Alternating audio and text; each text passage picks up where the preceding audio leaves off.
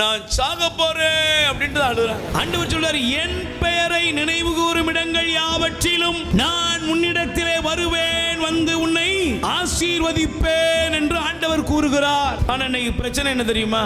நம் தேவனை நினைப்பதில்லை.